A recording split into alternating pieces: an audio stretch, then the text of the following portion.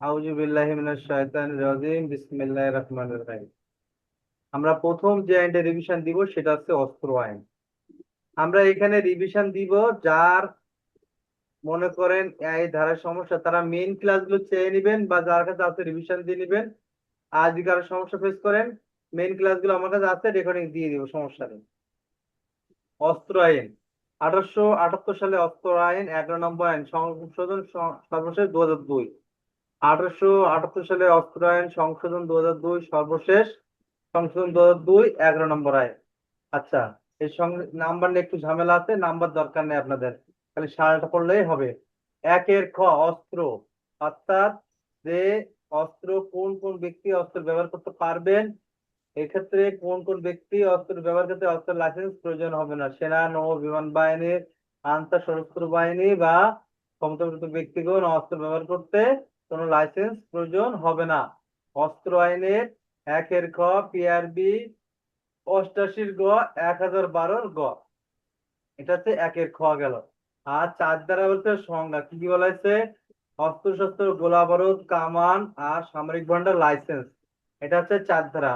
অস্ত্র শস্ত্র গোলা বারুদ কামান লাইসেন্স আর সামরিক ভান্ডার চার ধারা।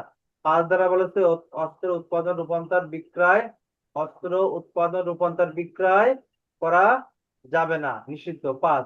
ছয় ধারা বলেছে অস্ত্র আমদানি রপ্তানি করা যাবে না, তবে যে ব্যক্তির লাইসেন্স আছে সেই ব্যক্তি অস্ত্র আমদানি রপ্তানি করতে পারবেন, তবে তিনি ব্যক্তিগত প্রয়োজনে কামান আমদানি করতে পারবেন না। ছয় সাত দ্বারা বলা হয়েছে কোনো ব্যক্তি যদি অস্ত্র গুদামে রাখতে চায় তাহলে সরকারের অনুমতি লাগবে। আট নয় বাদ।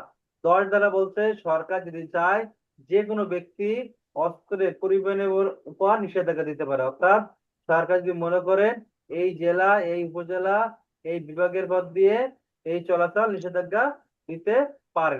এগারো তল্লাশি, তল্লাশি ফাঁড়ি স্থাপন, অর্থাৎ পুলিশ অফিসার বা ক্ষমতাপ্রাপ্ত ব্যক্তি যদি মনে করেন কোন স্থানে অবৈধ অস্ত্র পাওয়া যাবে বা আছে বা চলাচল করছে এমন কোনো সন্দেহ হয়, তাহলে উক্ত স্থানে তল্লাশি চৌকি বসাতে পারবেন। 11 দ্বারা।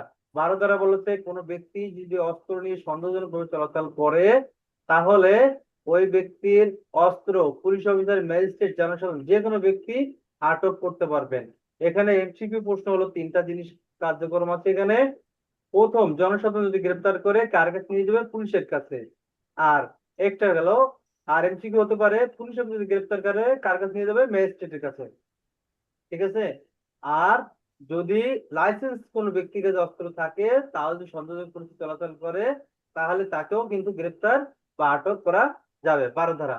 13 ধারা হচ্ছে কোনো ব্যক্তি লাইসেন্স ছাড়া কোনো ব্যক্তি নিজের কাছে বহন করতে পারবেন না, অর্থাৎ নিজের কাছে রাখতে পারবেন না, পরিবহনে যেতে পারবেন না, গাড়িতে উঠতে পারবেন না, গাড়িতে হেঁটে যেতে, গাড়িতে চলাচল অবস্থায় নিজের কাছে রাখতে পারবেন না।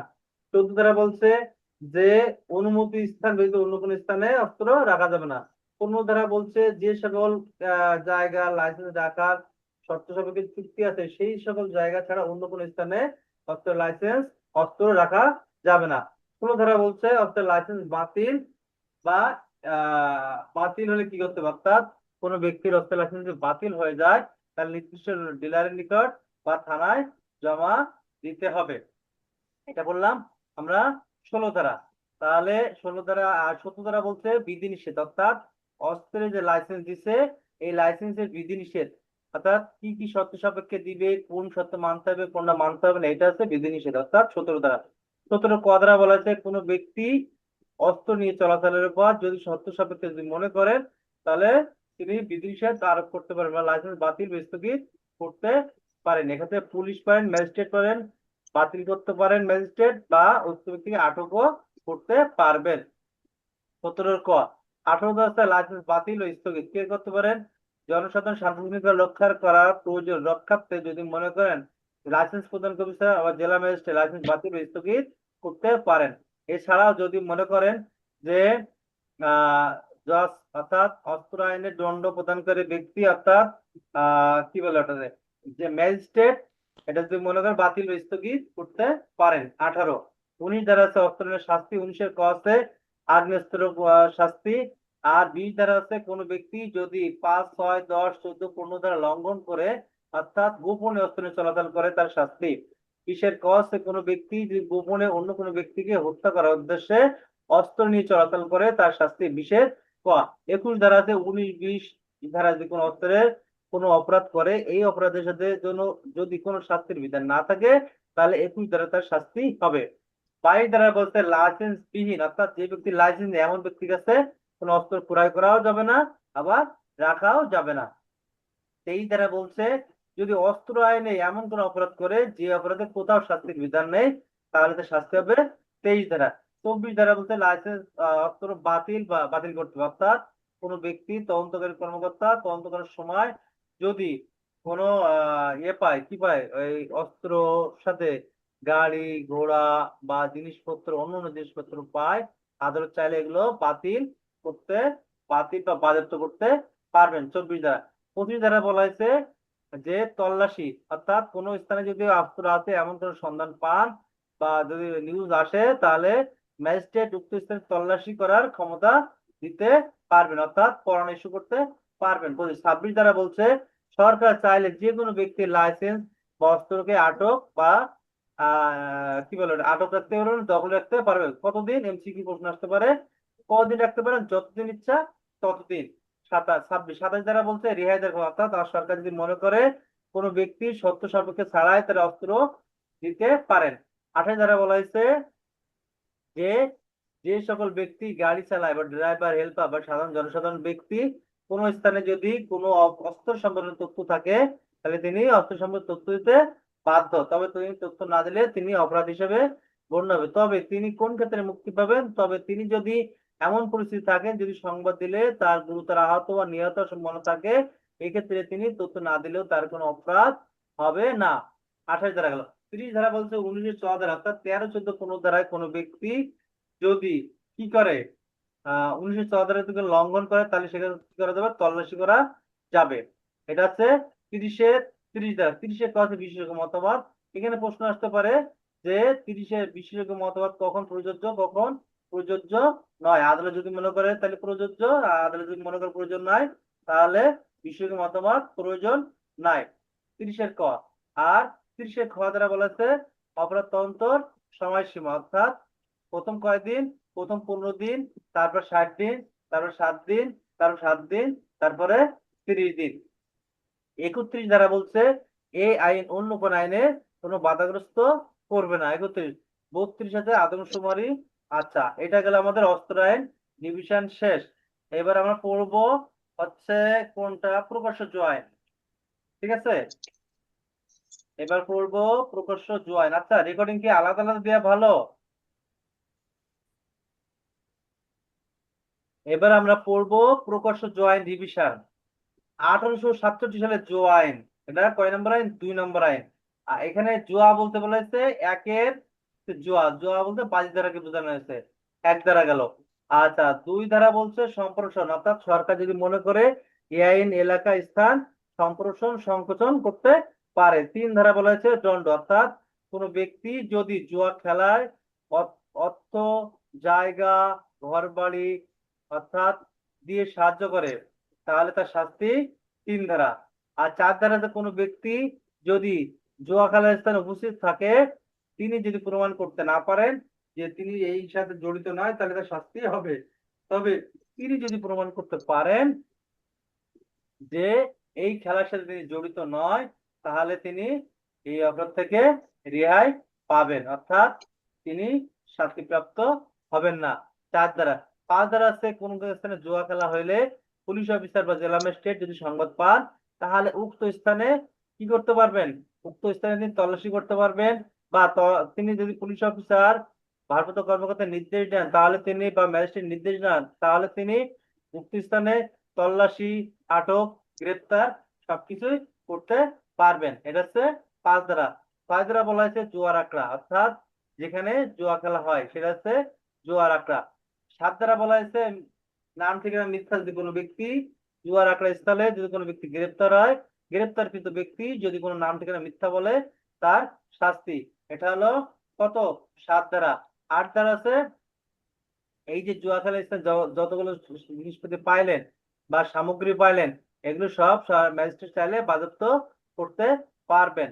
9 ধারা বলা হয়েছে স্যার স্যার যদি কোনো ব্যক্তি যদি খেলার স্থানে অর্থাৎ উপস্থিত না থেকে দূর থেকে পরিচালনা করেন, তাহলে তার অপরাধ। 9 ধারা। 11 ধারা হচ্ছে কোনো ব্যক্তি পশু পাখি দিয়ে যদি লড়াই করে অর্থাৎ জুয়া খেলে, তার শাস্তি হলো 11 ধারা, বিনা প্রণয় গ্রেপ্তার করতে পারবে। 11 ক আছে দৈহিক কসরত, জুয়া হিসাবে গণ্য হবে না। 13 ধারা হচ্ছে বর্ধিত দণ্ড, অর্থাৎ কোনো ব্যক্তি যদি একবার অপরাধ করার পরে দ্বিতীয়বার আবার করে, তার শাস্তি হলো 13 ধারা। তারপরে আমরা আর কি আইন পড়ছিলাম, তাহলে আমরা কি কি রিভিশন দেওয়া হয়ে গেল। এবার আমরা পড়বো রিভিশন পর্নোগ্রাফি আইন।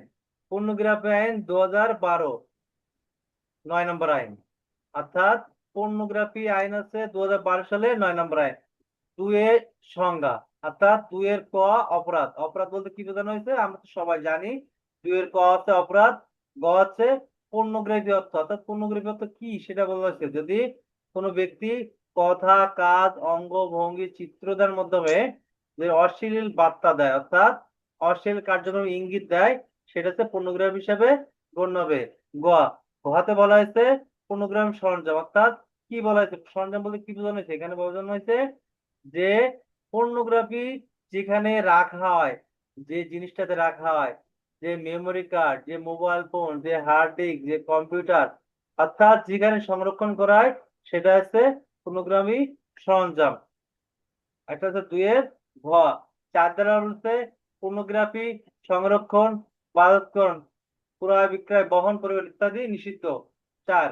5 দ্বারা বলতে তদন্ত। কে তদন্ত করতে পারবে, সাব ইন্সপেক্টর, তিনমেন নয় এমন অফিসার এটা তদন্ত করতে পারবে। তদন্তকারী কর্মকর্তা প্রথম তদন্ত করবে কয়দিনে, 30 দিন। না পারলে আর 15 দিন অফিসার কাছ থেকে বৃদ্ধি করতে হবে। এরপর না বললেও ম্যাজিস্ট্রেট কাছ থেকে আরো 30 দিন সময় নিয়ে তদন্ত করতে পারবেন। 5।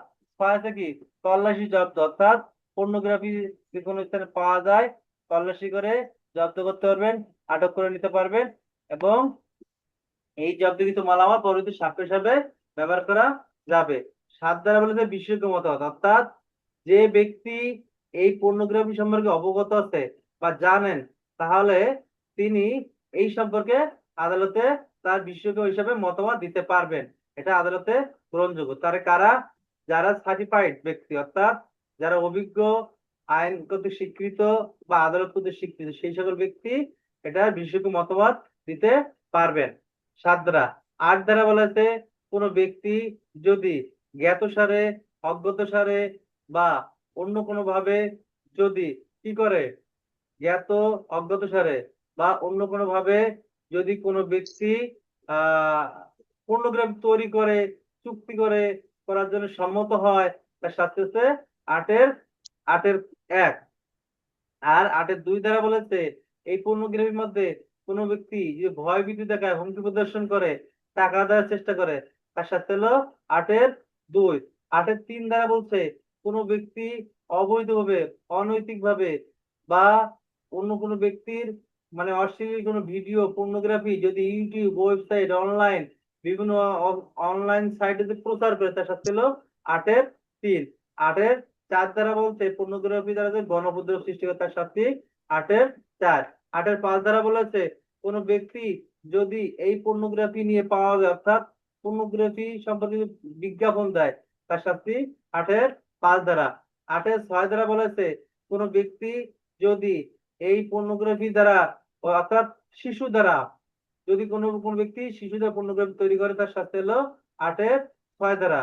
আর 8-এর 7 দ্বারা বলছে কোন ব্যক্তি যদি এই অপরাধ করে এবং সহায়তা করে, তাহলে একই অপরাধ অর্থাৎ সহায়তা করে যে শাস্তি, করলেও সেই শাস্তি।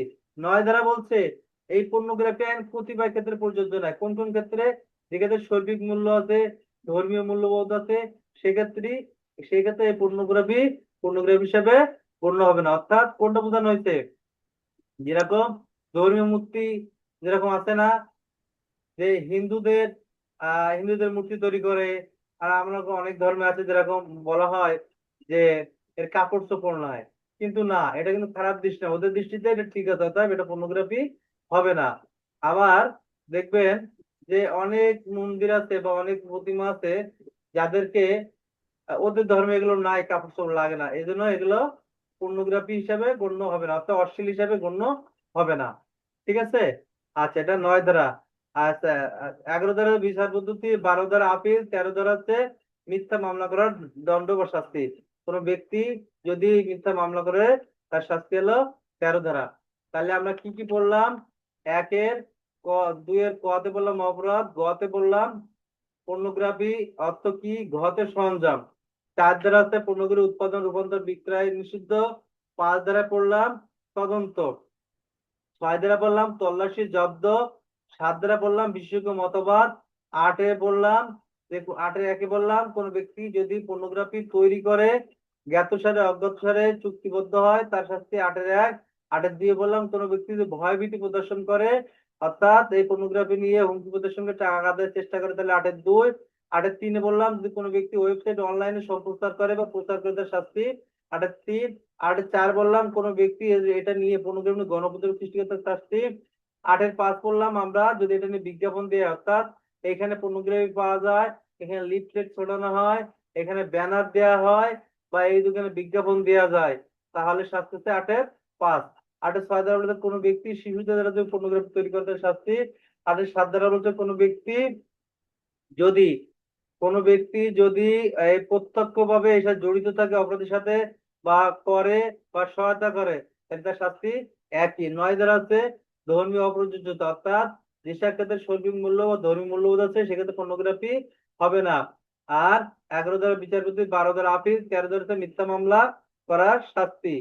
এটা বললাম আমরা পর্নোগ্রাফি আইন।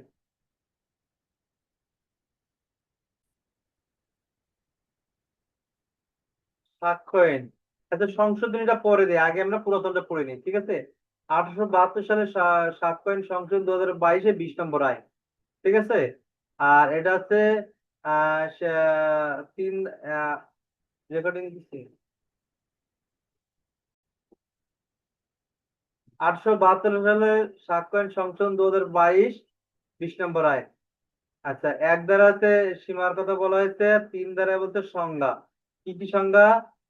বিচার্য বিষয়, প্রাসঙ্গিক বিষয়, তারপর হচ্ছে দলিল, সাক্ষ্য, প্রমাণিত অপ্রমাণিত, মিথ্যা প্রমাণিত, তারপরে দলিল, তার digital record, electric record, electric স্বাক্ষর। আর এগুলো হচ্ছে 3 ধারা। 4 ধারা বলা হয়েছে অনুমান করতে চূড়ান্ত প্রমাণ হিসেবে গণ্য হবে, অর্থাৎ ম্যাজিস্ট্রেট যেসব বিষয়ে অনুমান করবে সেটা চূড়ান্ত প্রমাণ হিসেবে গণ্য হবে। 4। 5 ধারা বলে যে সকল বিষয়ে আদালতে সাক্ষ্য দেওয়া যায়, বিচার্য বিষয় প্রাসঙ্গিক বিষয়ে আদালতে সাক্ষ্য দেওয়া যায়, এছাড়া অন্য কোনো বিষয়ে সাক্ষ্য দেওয়া যায় না। 6 ধারা বলতে যে সকল ঘটনা একই কাজের অংশ সেগুলো আদালতে প্রাসঙ্গিক। 7 ধারা উপলক্ষ কারণ পরিণাম, অর্থাৎ যে সকল ঘটনা উপলক্ষ কারণ পরিণাম সম্পর্কে আদালতে প্রাসঙ্গিক। 7। 8 ধারা বলতে উদ্দেশ্য, প্রস্তুতি, পূর্ববর্তী, পরবর্তী আচরণ প্রাসঙ্গিক। 9 ধারা ব্যাখ্যা বিশ্লেষণ উপস্থাপন হিসেবে আদালতে প্রাসঙ্গিক। 10 ধারা বলেছে ষড়যন্ত্রের কথা কার্য আদালতে প্রাসঙ্গিক, অর্থাৎ কোন ব্যক্তি যদি ষড়যন্ত্র করে সেই সম্পর্কে আদালতে প্রাসঙ্গিক। 11 ধারা বলতে যে সকল ঘটনা অন্য কোনো ভাবে প্রাসঙ্গিক নয় সেই ঘটনা যখন আদালতে প্রাসঙ্গিক, অর্থাৎ এলিবাই। অর্থাৎ এটা বলা হচ্ছে এলিবাই। এলিবাই অর্থাৎ কি, যে আসামির অজুহাত। 11 ধারা। 12 ধারা বলতে ক্ষতিপূরণ নির্ণয় আদালতে প্রাসঙ্গিক, অর্থাৎ আদালত ক্ষতিপূরণ নির্ণয় নির্ধারণ করতে পারে। 13 অধিকার প্রথা সম্পর্কে আলোচনা করে। 14 ধারা যে সকল ঘটনা দেহ মনের অবস্থা প্রদর্শন করে সেই সম্পর্কে আদালতে প্রাসঙ্গিক, অর্থাৎ কোন ব্যক্তি সরল জ্ঞান সরল বিশ্বাসে কি করছে না করছে সেই বিষয়ে আদালতে প্রাসঙ্গিক। 14 কোন দ্বারা বলছে কোন ব্যক্তি আসামিক কাজ, আসামি জ্ঞান সহকারে কোনো কাজ বা জ্ঞান সহকারে ইচ্ছাকৃত বা ইচ্ছাকৃত ভাবে বা সরল বিশ্বাসে বা জানাশোনা সহকারে কোনো কাজ করে সেটা যদি সেই সম্পর্কে আদালতে প্রাসঙ্গিক, অর্থাৎ কোনো ব্যক্তি জেনে শুনে কোনো কাজের সুবিধা নেওয়ার জন্য কোনো কাজ করে সেটা আদালতে প্রাসঙ্গিক। 15 ধারা। 16 ধারা হচ্ছে ব্যবসা রীতিনীতি সম্পর্কে আদালতে প্রাসঙ্গিক। 17 ধারা হচ্ছে স্বীকৃতি। 18 ধারা হচ্ছে কে কে ব্যক্তি স্বীকৃতি দিতে পারে, বাদী, বাদী পক্ষ, মামলা, মামলা পক্ষ, বিবাদী পক্ষ, বাদী পক্ষ বা স্বার্থ সংশ্লিষ্ট পক্ষ বা আদালতে অনুমতিপ্রাপ্ত ব্যক্তি আদালতে স্বীকৃতি দিতে পারে। 18 স্বীকৃতি দেওয়ার পক্ষে ব্যবহৃত হয় 20। 18 গেল কে কে স্বীকৃতি দিতে পারে।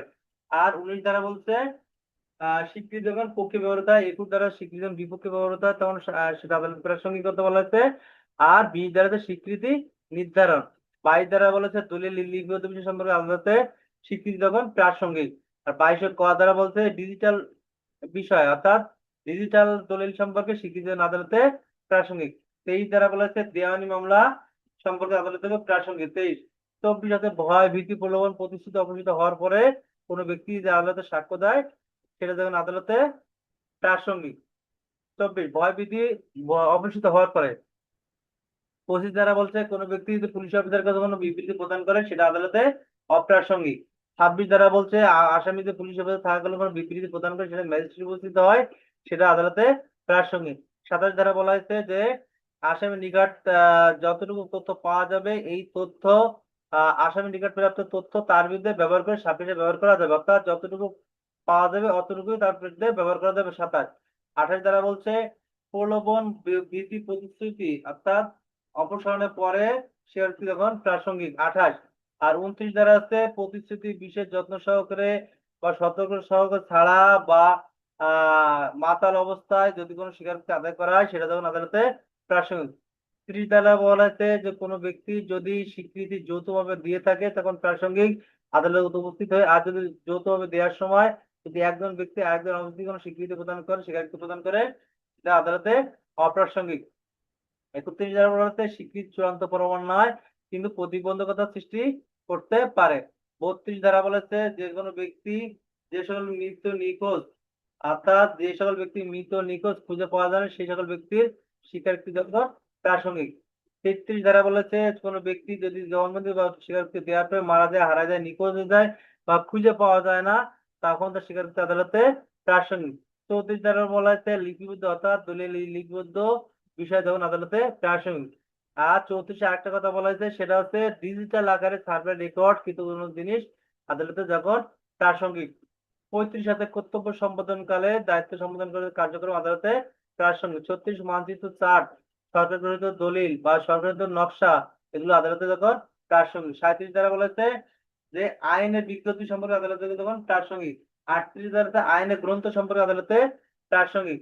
39 দ্বারা বলেছে কোনটুকু বিবৃতি আদালতে প্রাসঙ্গিক হবে সেটা আদালত নির্ধারণ করে দিবে। 39। 40 আছে কোনো মামলা একবার রায় হলে পরবর্তী সেটা আর বিচার করা যাবে না, অর্থাৎ নিষিদ্ধ। একবার যদি রায় হয়ে যায় সেটা পরবর্তীতে এই বিষয়ে আর বিচার করা যাবে না, অর্থাৎ পূর্ববর্তী রায় আদালতে প্রাসঙ্গিক। 40। 41 হচ্ছে প্রোবেট প্রোবেট এডমিনিয়াল দেউলিয়া বা বিবাদ সম্পর্কে আদালত যখন প্রাসঙ্গিক। 41। আচ্ছা, তারপর হচ্ছে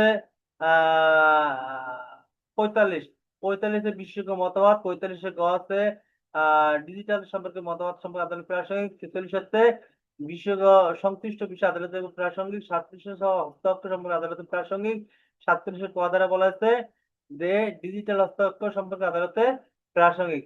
48 হচ্ছে অধিকার প্রথা সম্পর্কে আদালতে প্রাসঙ্গিক। অধিকার প্রথা সম্পর্কে অভিমত আদালতে প্রাসঙ্গিক। 49 হচ্ছে পরিচালিত রীতিনীতি মতামত সম্পর্কে আদালতে প্রাসঙ্গিক। 50 হচ্ছে আত্মীয়তা মতামত সম্পর্কে প্রাসঙ্গিক। 51 দ্বারা বলা হয়েছে 51 দ্বারা মতামত হেতু অর্থাৎ হেতু সম্পর্কে প্রাসঙ্গিক। 51। 52 হচ্ছে দেওয়ানি মামলা চরিত্র সম্পর্কে আদালতে অপ্রাসঙ্গিক। 53 দ্বারা ফৌজদারি পূর্ববর্তী ফৌজদারি মামলা আদালতে প্রাসঙ্গিক। 54 দ্বারা পূর্ববর্তী অর্থাৎ চরিত্র অপ্রাসঙ্গিক, তবে চরিত্র ইঙ্গিত সম্পর্কে যদি প্রশ্ন ওঠে তাহলে পূর্ববর্তী চরিত্র আদালতে প্রাসঙ্গিক। 50 ক্ষতিপূরণ নির্ণয় সম্পর্কে আদালতে প্রাসঙ্গিক। আচ্ছা, আমি 1 মিনিট একটু পানি খেতে হবে, হ্যাঁ। তাহলে 52 বলা হয়েছে দেওয়ানি মামলায় চরিত্র অপ্রাসঙ্গিক। 53 আছে ফৌজদারি মামলায় চরিত্র প্রাসঙ্গিক। 54 আছে পূর্ববর্তী অসৎ চরিত্র অপ্রাসঙ্গিক, তবে চরিত্র নিয়ে কোনো প্রশ্ন ওঠে সেটা আদালতে প্রাসঙ্গিক। 55 আছে ক্ষতিপূরণ মামলা আদালতে প্রাসঙ্গিক। 56 দ্বারা বলছে যে সকল বিষয় প্রমাণ করা প্রয়োজন নাই। 56। 57 হচ্ছে বিচারক যেসব বিষয়ে জানতে হবে, অর্থাৎ একজন বিচারক বিচার করার সময় যে সকল বিষয় তা জানতে হবে। 57। 58 আছে স্বীকৃত বিষয় প্রমাণ করার প্রয়োজন নাই। 59 আছে মৌখিক সাক্ষ্য। 60 আছে মৌখিক সাক্ষ্য অবশ্য প্রত্যক্ষ হতে হবে। 61 দলিলে বিষয়ে প্রমাণ করা বিষয়বস্তু। আর 62 আছে প্রাথমিক সাক্ষ্য। 63 আছে মাধ্যমিক সাক্ষ্য। এই মাধ্যমিক সাক্ষ্য দুই তিনটা বিষয় বলা যায়, একটা বলে মাধ্যমিক সাক্ষ্য আবার বলে গৌণ সাক্ষ্য। ঠিক আছে, অনেক সময় প্রশ্ন আসতে পারে গৌণ সাক্ষ্য কাকে বলে আলোচনা করো, তখন কিন্তু মাধ্যমিক সাক্ষ্যকেই আলোচনা করবেন। ঠিক আছে। 64 বলছে অতঃপর ব্যতীত মূল দলিল প্রমাণ করতে পারতাম। 65 ধারা ব্যতীত অন্যান্য ক্ষেত্রে প্রমাণ করতে হলে মূল দলিল দ্বারা প্রমাণ করতে হবে। 65 ধারা বলছে যে ক্ষেত্রে মাধ্যমিক সাক্ষ্য দেওয়া যায়, ঠিক আছে, অর্থাৎ মাধ্যমিক সাক্ষ্যে প্রমাণ করা যায় কোন কোন ক্ষেত্রে সেটা বলা হয়েছে 65। 63 বলছে দলিল উপস্থাপনের বিষয় আর নোটিশ সংক্রান্ত প্রাসঙ্গিক, অর্থাৎ 65-তে যে দলিল উপস্থাপন করার নোটিশ দেওয়া হয়েছিল সেই সম্পর্কে আলোচনা করেছে 63।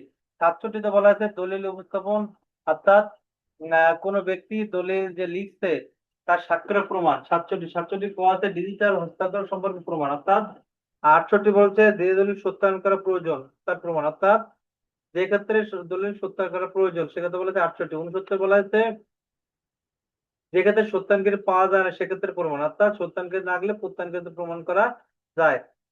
সত্তর বলেছে সত্যায়িত, 70 বলা হয়েছে যে 70 বলা হয়েছে যে সত্যায়িত দলিলের পক্ষ কর্তৃক সম্পাদন স্বীকৃতি, অর্থাৎ কোনো ব্যক্তি যদি স্বীকৃতি দেয় সেটা প্রমাণ। 71 দ্বারা বলা হয়েছে সত্যায়নকারী সাক্ষী দলিলের অস্বীকার করলে অন্য একজন ব্যক্তি দ্বারা প্রমাণ করা যায়, অর্থাৎ একজন ব্যক্তি যদি অস্বীকার করলে অন্য কোনো ব্যক্তি দ্বারা প্রমাণ করা যায়। 72 দ্বারা বলেছে যে ক্ষেত্রে দলিল প্রমাণ করা প্রয়োজন নেই, যেমন ব্যাংকের চেক। 73 দ্বারা হলো স্বীকৃত বা প্রমাণিত স্বাক্ষর হস্তাক্ষর শিলের সহিত অন্য কোনো ব্যক্তির তুলনা। 73, আচ্ছা 74 হচ্ছে সরকারি দলিল, 74 হচ্ছে সরকারি দলিল, 75 হচ্ছে বেসরকারি দলিল, 76 হচ্ছে সরকারি দলিল প্রত্যায়িত অনুলিপি, 77 হচ্ছে এই যে প্রত্যায়িত অনুলিপির ব্যবহার, 78 হচ্ছে অন্যান্য দলিল। আর 79 দ্বারা বলা হয়েছে যে প্রত্যায়িত অনুলিপির বিশুদ্ধতা সম্পর্কে অনুমান।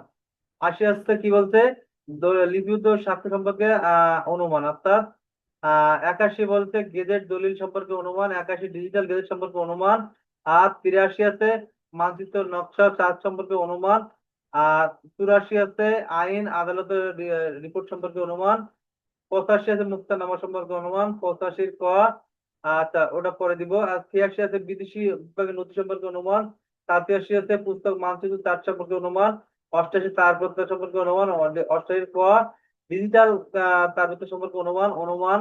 89 আছে উপস্থাপিত হয় না এমন দলিল সম্পর্কে অনুমান। অনুমান 89, 90 আছে 30 দলিল সম্পর্কে অনুমান। আর আছে 30-এ ক আছে ডিজিটাল দলিল অনুমান হবে 5 বছর। 91 চুক্তি মঞ্জুরি বিলি বন্টন অবশ্যই সম্পর্কে সাক্ষ্য দেওয়া যাবে 91। আর আর অবশ্যই 92 হচ্ছে চুক্তি মঞ্জুরি বিলি বন্টন অবশ্যই লিখিত হবে, মৌখিক বর্জন, অর্থাৎ মৌখিক করলে হবে না, লিখিত আকারে করতে হবে। 92। আর 98 তে অস্পষ্ট দলিল সম্পর্কে অনুমান। আর 101 যে প্রমাণের দায়িত্ব, অর্থাৎ যে ব্যক্তি রায় কেমন তার প্রমাণ দায়িত্ব। 101, 101, 102 হচ্ছে প্রমাণ যার ন্যস্ত, অর্থাৎ যে পক্ষে হেরে যাবে তাকে প্রমাণ করতে হবে। 102, 103 হচ্ছে কোন নির্দিষ্ট বিষয় প্রমাণ করার দায়িত্ব, অর্থাৎ বাদী বিবাদী যাই রায় কামনা করে তাকে প্রমাণ করতে হবে। 104 কোন বিষয়ে সাক্ষ্যের যোগ্যতা, অর্থাৎ সাক্ষ্য গ্রহণযোগ্যতা করতে হলে ওই ব্যক্তিকে প্রমাণ করতে হবে। 105 বলা আছে প্রমাণের দায়িত্ব সে যদি ব্যতিক্রম আওতায় পড়ে তাকে সেটা প্রমাণ করতে হবে। 106 কোন ব্যক্তি কোন বিশেষ বিষয়ে অবগত আছে এটা তাকেই প্রমাণ করতে হবে। 107 যে কোনো ব্যক্তি 30 বছর ধরে জীবিত আছে কোনো ব্যক্তি যদি মৃত দাবি করে এটা তাকে প্রমাণ করতে হবে। 108 আছে বিগত 7 বছর ধরে কোনো ব্যক্তি খুঁজে পাওয়া যাচ্ছে না এমন ব্যক্তি যে যদি যে খবর পাওয়া যায় না এমন ব্যক্তি যদি কেউ জীবিত দাবি করে তাকে প্রমাণ করতে হবে। 109 অফিসের মালিকের প্রমাণের দায়িত্ব। 110 মালিকের প্রমাণের দায়িত্ব। 111 যে কোনো ব্যক্তির সরল বিশেষে দায়িত্ব পালন করে তার প্রমাণের দায়িত্ব। 112 বিবাহ স্থির থাকাকালীন অর্থাৎ 280 দিনের মধ্যে সন্তান যদি জন্মগ্রহণ করে তাহলে ওই ব্যক্তি সন্তান হিসেবে গণ্য হবে, অর্থাৎ কোনো ব্যক্তি 280 দিনের মধ্যে ডিভোর্স হয়ে যাওয়ার পরেও যদি ওই 280 দিনের মধ্যে কোনো সন্তান পেটে আসে তাহলে ওর বাপই হবে আগের জন, ঠিক আছে, এটা 112। আর 114 হচ্ছে অস্তিত্ব অনুমান, অর্থাৎ আদালত কোনো ব্যক্তিকে যদি কোনো বিষয়ে প্রশ্ন করায় যে সে সঠিক উত্তর না দিতে পারে তাহলে সে বিষয়ে অনুমান করতে পারবে। আচ্ছা 114, 115 বলতে প্রতিবন্ধকতা। 116 হচ্ছে প্রতিবন্ধকতা সম্পর্কে 15, 16, 17 ওটা লাগবে না। 118 হচ্ছে কি কি সাক্ষ্য দিতে পারে। 119 হচ্ছে বোবার সাক্ষী। 118 হচ্ছে যে সকল ব্যক্তি সাক্ষ্য দিতে পারে যে কোনো ব্যক্তি আদালতে সাক্ষ্য দিতে পারে। 118 হচ্ছে 118, 119 হচ্ছে বোবার সাক্ষী।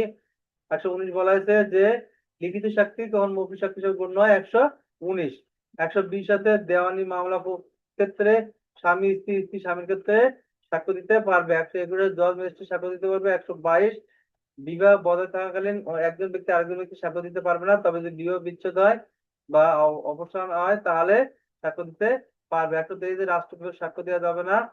আর 123 আছে রাষ্ট্রীয় কোনো ব্যাপারে সাক্ষ্য দিলে ঊর্ধ্বতন কর্তৃপক্ষ অবশ্যই অনুমতি লাগবে। 124 আছে তথ্য আদান প্রদান করা যাবে না ঊর্ধ্বতন কর্তৃপক্ষ অনুমতি ব্যতীত। 125 বলতে কোন তথ্য কোথায় পাইছেন সেটা বলতে আয়ও বাধ্য না। 126 আছে উকিল নিয়োগ। 127 বলা হয়েছে যে দোভাষী নিয়োগ দোভাষী। 128 আছে স্বপ্রণোদিত সাক্ষ্য দেওয়া কিন্তু পরিত্যক্ত হবে না। 129 আছে আইন উপদেষ্টা আইন উপদেষ্টার সহিত গোপন তথ্য আদান প্রদান। 130 বলা হয়েছে যদি কোনো মামলার পক্ষ নিজে কোনো জড়িত নাই এমন ব্যক্তি কোনো তথ্য মানে অনুষ্ঠান করতে বলে তিনি অনুষ্ঠান না করলে তার কোনো অপরাধ হবে না। 133 এর দুষ্কর্ম সহযোগী। 134 সাক্ষীর সংখ্যা। 135 আছে আহ 135 বলতে সাক্ষী উপস্থিত করা গ্রহণ করার ক্রম। 135 136 বলা হয়েছে জজ জজ সাক্ষী গ্রহণযোগ্যতা নির্ধারণ করবে। 36 137 জবানবন্দি যারা 137 আছে জবানবন্দি যারা পুনঃজবানবন্দি। 138 সাক্ষ্য গ্রহণ করার ক্রম। 139 দলীয় উপস্থাপন ব্যক্তি আহত ব্যক্তি যারা অর্থাৎ যে ব্যক্তিকে আহত মানে দলিল হাজির করার নির্দেশ দিতে আদালত ওই ব্যক্তিকে যদি অন্য কোনো ব্যক্তি আহ যদি পাঠানো হয় তাহলে একে জেরা করতে পারবে না। ওকে জেরা করতে হলে তাকে আগে ডাকতে হবে। 140 চরিত্র সম্পর্কে সাক্ষ্য। 141 ইঙ্গিত বই প্রশ্ন। 142 কোন কোন ক্ষেত্রে ইঙ্গিত বই প্রশ্ন করা যাবে আর যাবে না সে কথা বলা হচ্ছে। 42 143 হচ্ছে ইঙ্গিত বই প্রশ্ন করা চলবে। 144 হচ্ছে চুক্তি মঞ্জুরি বিলম্ব সম্পর্কে সাক্ষ্য দেওয়া যাবে। 145 হচ্ছে পূর্ববর্তী বিবৃতি যখন আদালতে প্রাসঙ্গিক। 146 বলা হয়েছে যে আইনসঙ্গত যে অর্থাৎ চরিত্র পারিবারিক মর্যাদা সত্যবাদিতা এই সম্পর্কে প্রশ্ন করা যাবে। সংশোধনী 2022 একটা কথা বলা হয়েছে যে কোনো যদি ব্যক্তি দোষিত হয় তার সাথে প্রশ্ন করতে হলে অবশ্যই আদালতের অনুমতি নিতে হবে। 147 হচ্ছে চরিত্র উত্তর দিতে বাধ্য করতে হবে। 148 হচ্ছে কি যে কোন পেশার প্রশ্ন উত্তর দিতে হবে কি দেওয়া যাবে সেটা আদালত নির্ধারণ করে দিবে। অর্থাৎ কোন উত্তর দিবেন কি দিবেন সেটা আদালত নির্ধারণ করে দিতে পারেন। 149 যুক্তিসঙ্গত ভেদে প্রশ্ন করা যাবে না। 150 বলা হচ্ছে যুক্তিসঙ্গত প্রশ্ন করা হলে আদালতের শাস্তির ব্যবস্থার জন্য ব্যবস্থা নিতে পারবেন। 151 অশ্লীল প্রশ্ন প্রশ্ন করা যাবে না। 152 অপন উত্তপ্ত প্রশ্ন করা যাবে না। 153 সত্যবাদী প্রশ্ন করার জন্য অর্থাৎ কোন ব্যক্তি যদি জিজ্ঞাসিত প্রশ্ন উত্তর দেয় এবং তার সত্যবাদী মানে যাচাই বাছাই করে প্রশ্ন করা যাবে না। 154 বহিঃসাক্ষী। 155 বৈশাখী অবসংশোধন বা অভিসংশোধন বা অপসারণ। 150 156 বলছে যে আহ সাক্ষ্য গ্রহণযোগ্যতা বিষয়ে কথা বলছে। 157 সমর্থন সাক্ষ্য। 158 32 33 সাক্ষ্য আদালতের প্রাসঙ্গিক।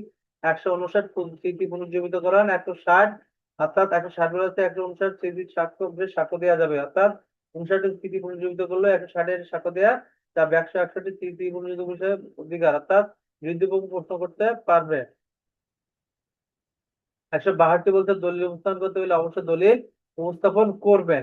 164 আছে কোন ব্যক্তিকে দলিল উপস্থাপন করার আদেশ দিলে উক্ত ব্যক্তি দলিল উপস্থাপন না করে পরবর্তী আদালত অনুমতি ব্যতীত আর দলিল উপস্থাপন করতে পারবেন না। 165 জজ কর্তৃক জিজ্ঞাসা যে কোনো ব্যক্তিকে যে কোনো সময় যে কোনো বিষয়ে জজ চাইলে প্রশ্ন জেরা করতে পারেন। 167 হচ্ছে জুরি বা জুডিশিয়াল। 167 দ্বারা বলা হয়েছে যে কোনো ব্যক্তি যদি কোনো বিচারক কোনো বিষয় যদি একবার বিচার করা হয়ে যায় পরবর্তীতে এই বিষয়ে যদি কোনো প্রশ্ন ওঠে অর্থাৎ বিচার সম্পর্কে যদি কোনো প্রশ্ন ওঠে জজ যদি মনে করে তাহলে এটা খতিয়ে দেখতে পারেন। খতিয়ে দেখার পরে তিনি যদি মনে করেন যে এই ব্যক্তির সাক্ষ্য গ্রহণ করা হয়নি যার অভিযোগ উঠছে ওই ব্যক্তির সাক্ষ্য গ্রহণ করা হইলে এর রায়ের কোনো পরিবর্তন হবে না, তাহলে বিচারক আগের রায়টায় বহাল রাখতে পারবেন। এটা হলো 167। তাহলে আজকে আমরা রিভিশন দিলাম কয়টা আইন? অস্ত্র আইন, সাক্ষ্য আইন, জুয়া আইন, পর্নোগ্রাফি আইন আর চারটা চারটা এই চারটা আইন আমরা আজকে রিভিশন দিলাম। ঠিক আছে, এই রিভিশনটা আমি গ্রুপে দিয়ে রাখবো। সবাই যার যার মনে থাকে না তার শুনবেন, কারণ কি আইন যেই যত শুনবেন তার তো মনে থাকবে। ঠিক আছে, আইন মনে না থাকাটাই স্বাভাবিক, কিন্তু শুনতে হবে। বারবার শুনলে বারবার আমাদের মনে থাকবে, অর্থাৎ না শুনলে কিন্তু আপনারা পারবেন না। তাহলে এই রেকর্ডিংটা আমি গ্রুপে দিয়ে রাখবো, অডিও ভিডিও দুইটাই থাকবে। আমরা কি কি রিভিশন দিলাম তাহলে? অস্ত্র আইন, পর্নোগ্রাফি আইন, জুয়া আইন, সাক্ষ্য আইন, আর কোন আইন দিচ্ছি টাইম ভাই?